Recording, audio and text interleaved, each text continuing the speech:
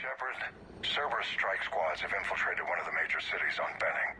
Initial reports indicated they were recruiting civilians, but further investigations suggested that people are being taken against their will. For what purpose? Unknown. We sent a recon team to investigate, and the Cerberus squads reacted by targeting civilians in public facilities. Officially, Cerberus is denying responsibility and condemning the action. They're either lying, or we're dealing with a rogue faction. And innocents are caught in their crosshairs. Exactly. Secure the area so we can establish a rescue lifeline to the rest of the city. Approaching the drop point, Commander. Copy that, Lieutenant. The people down there are counting on you, Commander. Hack it out.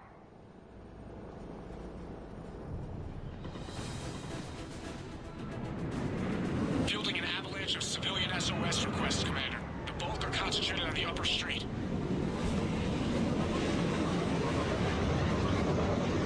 Cerberus forces are pinning them down. You better hurry. On my way. Keep me updated. Roger that.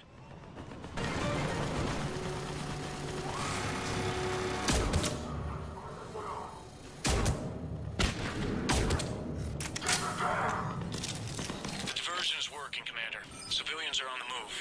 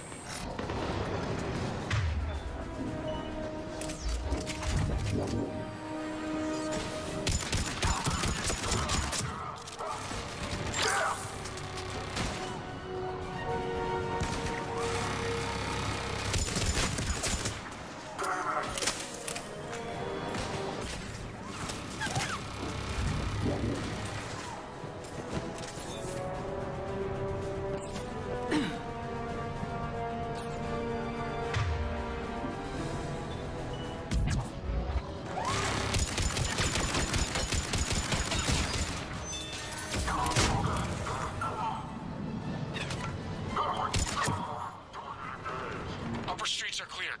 Hold on, Commander. What is it, Lieutenant? I'm tracking civilians fleeing the city with Cerberus troops right behind. Where are they? Updating your nav point. You can intercept them there. We must hurry. Let's go!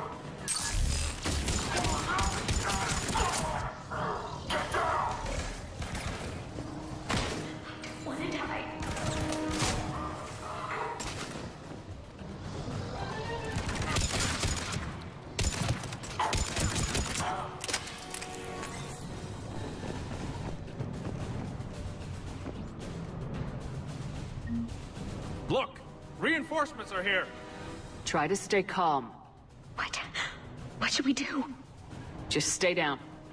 Commander, more Cerberus troops are heading your way. If you can hold the line there, it'll give the civilians time to escape. You heard him. We hold here. Get to cover!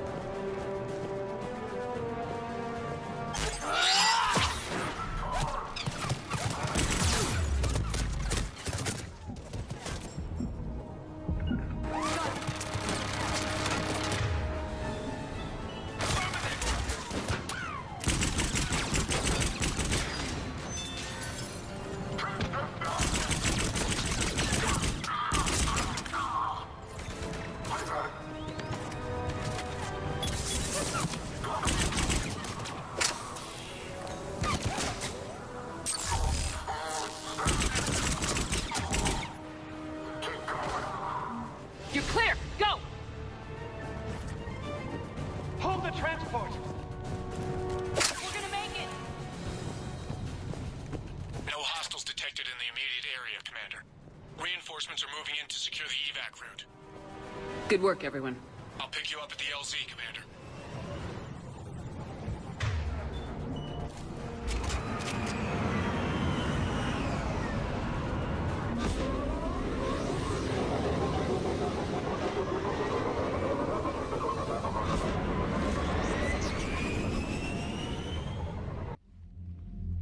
We're getting reports of continuing strikes against other cities on Benning. Cerberus still denying responsibility? Yes, and for once we're inclined to believe them. Gunning down innocent humans isn't their usual MO. Either way, the civilians down there have a chance now. We're solidifying a foothold and getting people out, then we'll move to liberating the rest of the planet. I hope we can say the same for Earth. One day, Commander. For now, we've got our work cut out for us. Carry on.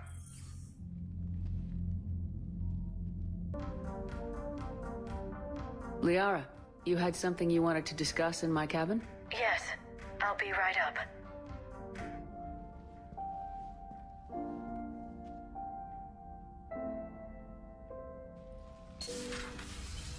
Come on in.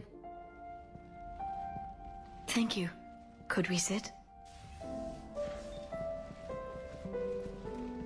I've been thinking about the knowledge we gathered on the Reapers, and how easily it could be lost again.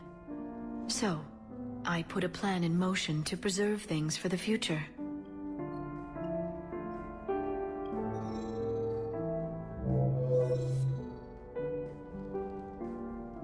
What's this? A record of the galaxy. Information on the Reapers, relays, different cultures, and blueprints of the Crucible. But there's one entry I wanted your opinion on. Which one? Your own.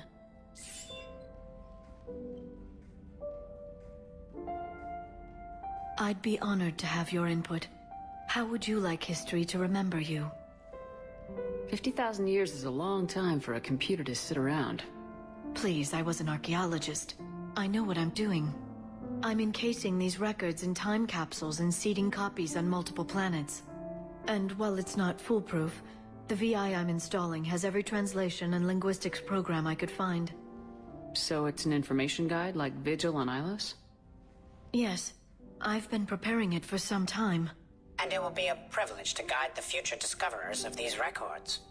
Have you decided what you would like Dr. Tassoni to write in your entry, Commander? You know me well enough to fill in the blanks, Liara. Are you sure? Yeah. I'd like it to be your call. Well, I'll say Commander Shepard was born on Mindwar, but never let what happened there define her. Shepard could handle any weapon in the galaxy. The Alliance never saw a deadlier soldier. She was a soldier and a leader, one who made peace where she could. And it was a privilege to know her. Careful this doesn't sound like a diary. I can't help myself. You're a good friend, Shepard. You've been there for me too, Liara. No, I haven't. I wish I could have joined you back on Ilium. You made up for it. Well, I suppose I did just write your name in the stars.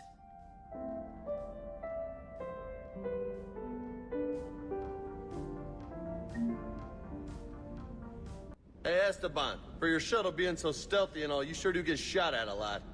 Well, the UT-47A stealth systems only internalize heat and high-band emissions. So while few sensors can pick us up, our cover is blown as soon as someone looks up. Time for an upgrade. Most scanners and tracking systems don't operate in mid-range frequencies. Sure, maybe we've been shot at, but we haven't been shot down. Yet. Lucky for us, you're almost as good a pilot as you think you are. Well, yeah, there's that too. Hanging in there. Can't believe Cerberus would open fire on civilians like that. As twisted and insane as his logic might be, I thought the elusive man was trying to save humanity. I guess he's willing to sacrifice anyone to win. This one's primed and ready to go. Not sure what to think about that little mech dog roaming the ship. You mean Sophie? I think she's cute. What purpose does she serve? I guess I have a soft spot for worthless dogs. Look how long I've been with you.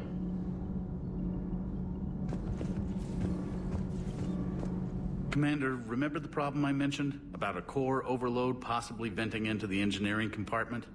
Daniels, Donnelly, Edie, and I have been brainstorming and comparing notes. You see, the venting occurs when IES sinks are in a back cycle, at the same moment the main core is at peak draw, such as from sustained kinetic. What Kenneth means to say is that we're pretty sure we can make the system safer. We just need a GX-12 thermal pipe. Unfortunately, we're cut off from Alliance supply chains. Could you keep an eye out for one the next time you're on the Citadel, Commander? I've got the specs right here. Are these modifications really necessary? It's a safety issue, not exactly critical. Under extreme conditions, like heavy bombardment to the kinetic barriers while traveling at peak flight speeds, plasma can vent into this compartment. It would vaporize anyone standing in this room.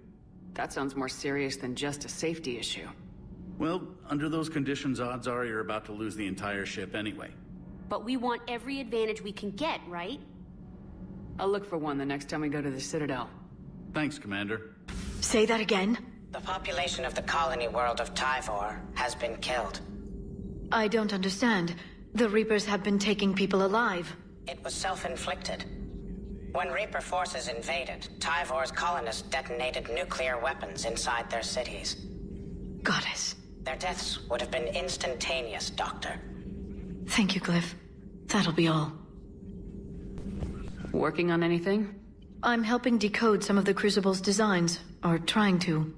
Theoretical particle physics based on specialized base 12 mathematics aren't exactly my specialty. And Javik is his usual forthcoming self.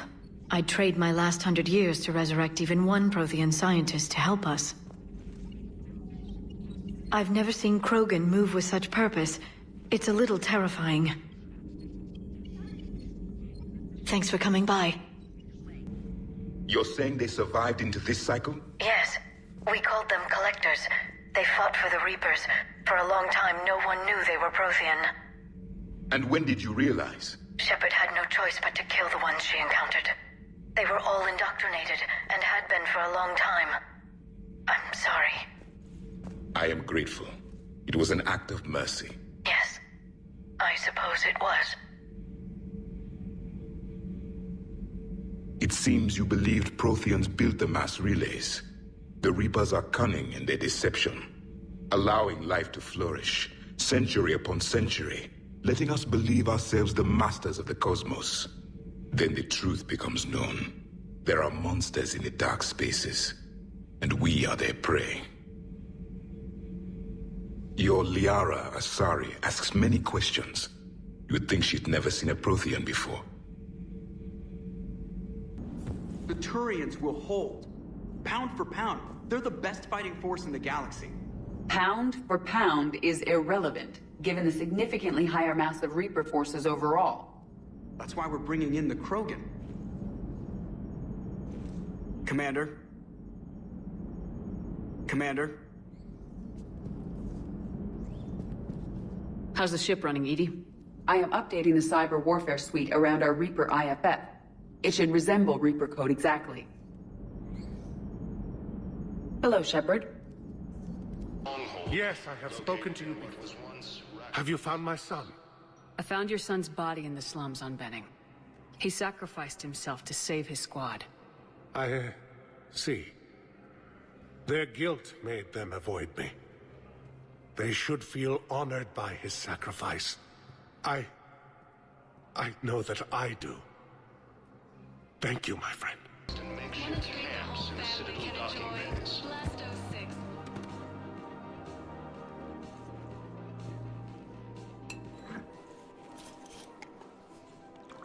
Hey, I remember you. Shepard, right? Heard you're fighting the Reapers. Matriarch Athena. You were working on Ilium. How'd you end up here? With the Reapers making noise, I figured it was time to get somewhere safer. So I moved here. I don't think so. I've seen some video footage of you looking at Liara. Yeah. Matriarch Benazia was her mother. And, well, she doesn't know it, but I was her father. You mean you were her other mother, right? No, I didn't pop her out. Hell, she's never even met me. Sorry. If you were human, you'd both be called the mother, regardless of which one gave birth. Well, I'm not human, am I? Anthropocentric bag of dicks. Liara would love to meet you. Why? She doesn't even know me from a hole in the ground. Benazia ran off before the kid was born. Besides, this isn't charity work. She's one of the biggest intel brokers in the galaxy. And she's got some shady connections. Like a girlfriend who used to work for Cerberus. I only worked with Cerberus to fight the Reapers. And you're not with him now, I know. If you were, you wouldn't get within a light year of Liara. Is that a threat? I'm no commando, but I've had 1,000 years to learn to fight dirty. Nobody messes with my girl. Anyway, you combine her work with Benazia and... well, the matriarchs might have ordered a hit. I hadn't agreed to keep an eye on her. I bet she'd like to meet you. Yeah. We'll see how that goes. That bartender over there? The matriarch hired by the Asari government to track my movements? She's your father. I know. You know? I'm a very good information broker. And you haven't talked to her about spying on you? If I did that, they might send someone who wasn't as sympathetic to me. Besides, this is hardly the time for family reunions. Liara. Oh, fine.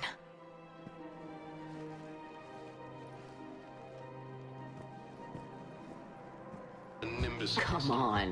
You can't blame the matriarchs for keeping an eye on you. I am not my mother. You did threaten to flay someone alive with your mind. I had to make them take me seriously. I wasn't going to actually do it. And... you bugged my office on Ilium. That'd be the logical conclusion. Yeah. Yet, my husband's away on duty right now. Oh, you're bonded with... Excuse me. I'm sorry. You need to hear this. Oh, Blue Rose of Ilium. If these humble words reach you, then I have joined my ancestors. No. No, no, no. My dream was to be by your side, a weed beside your beauty, twining together in the warm Tachanka sun. Oh, Char. But if my last days must be with Krant, instead of kindness, still I will remember the perfume of your scent, and the soft touch of your petals. Let my broken bones build a wall around your garden, so you and the flower we planted together can grow safe and strong. Thank you. I need to go. The matriarchs aren't gonna do anything to you, especially in the middle of this damn war. My reports don't show much activity from the Asari military against the Reapers. Come on, you know how Asari work, infiltration and sabotage. But against Reaper forces, that's... I know. About as useful as tits on a hen are. Good thing we've got the Turians and the Krogan to do the heavy lifting. Our people just aren't built for the front ranks. Krogan forces reported heavy casualties and... Thanks, Commander. That GX-12 thermal pipe arrived. We're performing the modifications right now. So, how did I get volunteered to crawl through the ducts? You're the power control engineer, not me. Damn hot in here. Hey, didn't Adams say that all the Normandy is Edie? Kenneth, stop right there. Just didn't tell Joker. He'll get jealous.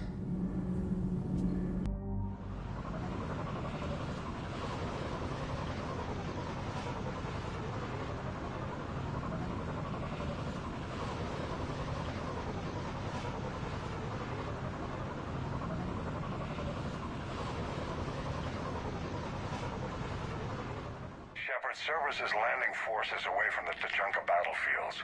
Their target seems to be an ancient ground-to-space cannon facility that hasn't been used since the Krogan rebellions. The site has no obvious military advantage, and the Krogan are spread too thin to deal with it. Do we know what Cerberus is up to? No, but we do know that Cerberus doesn't act without a plan. Get in there and stop them.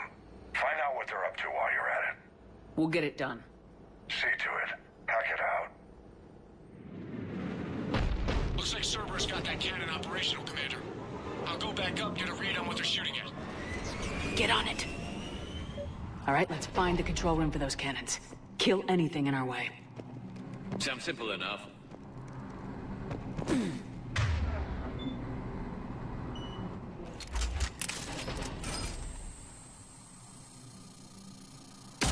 Resistance here. Commander, I have a visual on an inbound Cerberus cruiser. The cannon fire's clearing the way. If that ship makes it to bombardment range, the Krogan resistance is in trouble.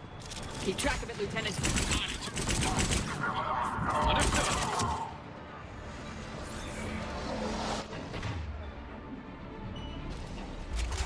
On deployed.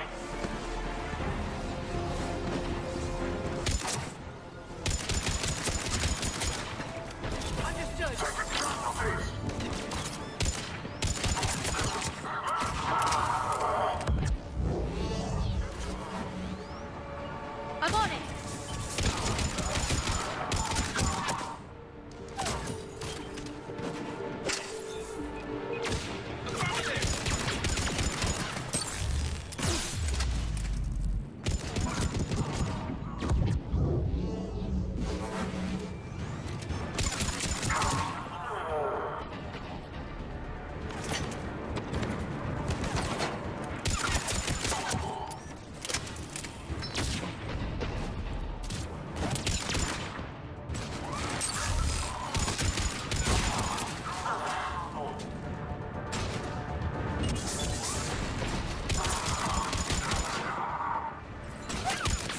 Understood!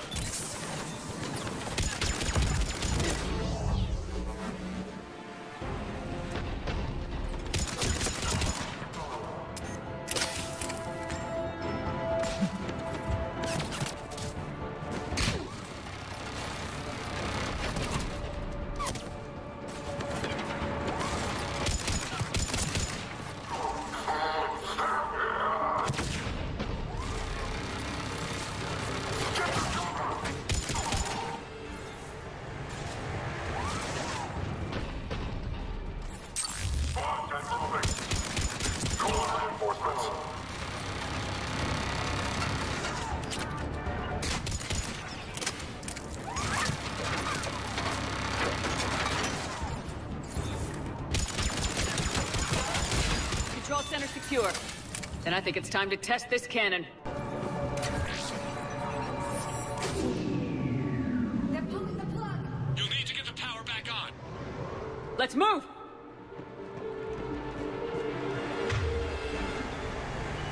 We got it done!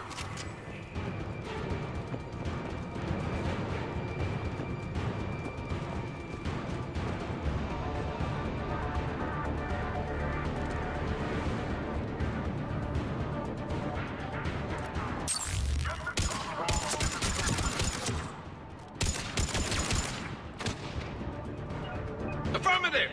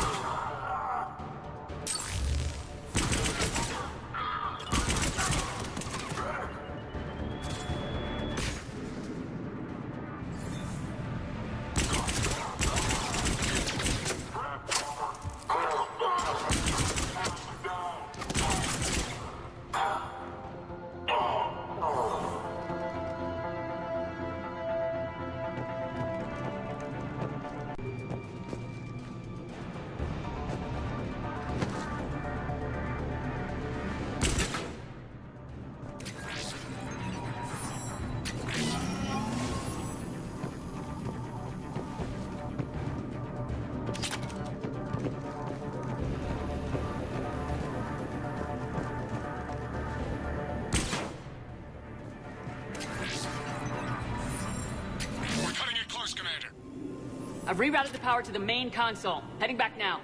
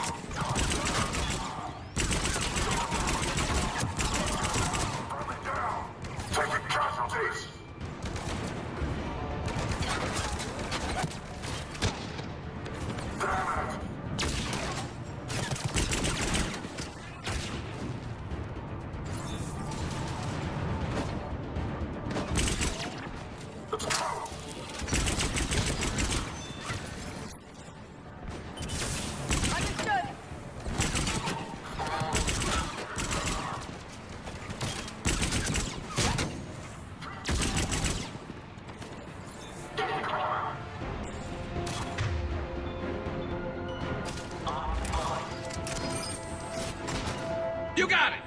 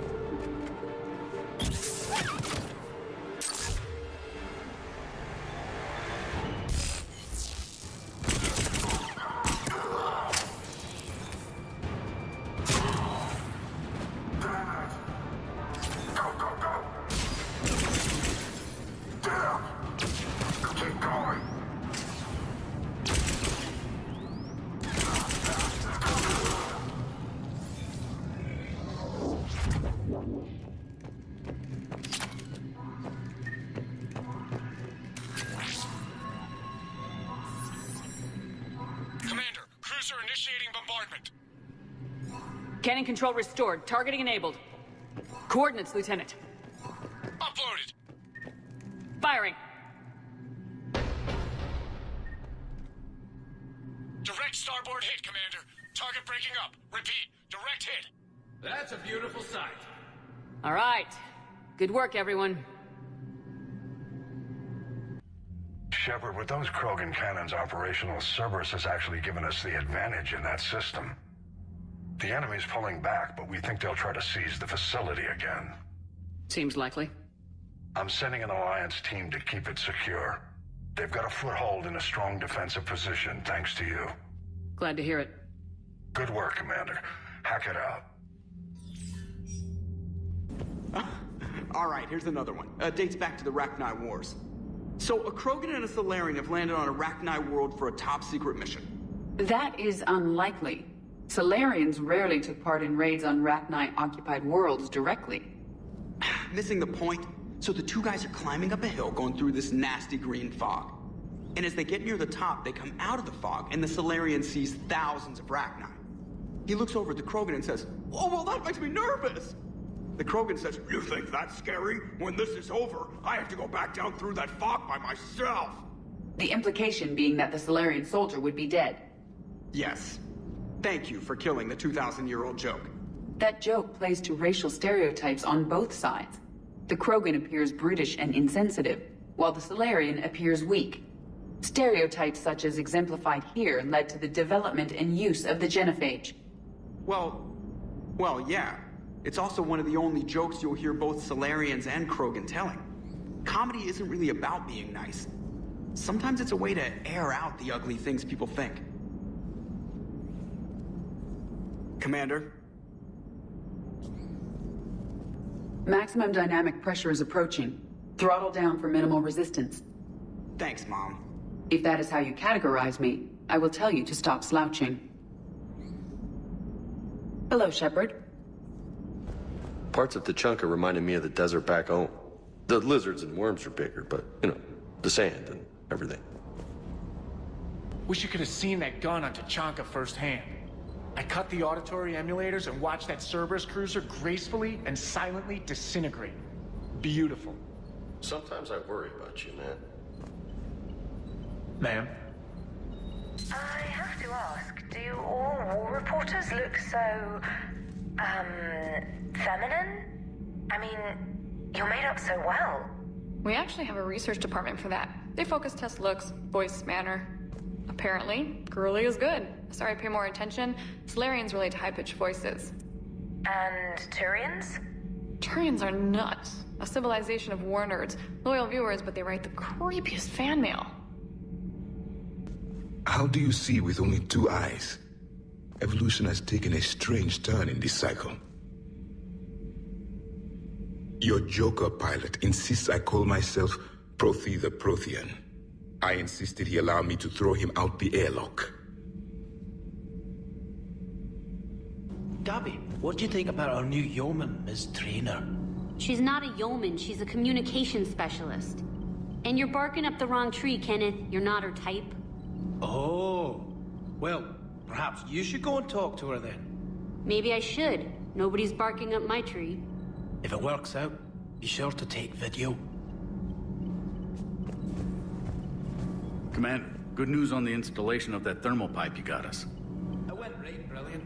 Much better than we expected. I told you it would. It gets better. While interfacing through our ezo capacitors, our Miss Daniels here had an epiphany. I wouldn't go that far. She and Donnelly deduced some theoretical improvements to our capacitor design. Edie and I ran with it and documented our conclusions. Our core is too compact to apply our theories, but it could help the Crucible engineers. Give the word and I'll send the plans their way. Do it. Aye, aye. Well done, everyone.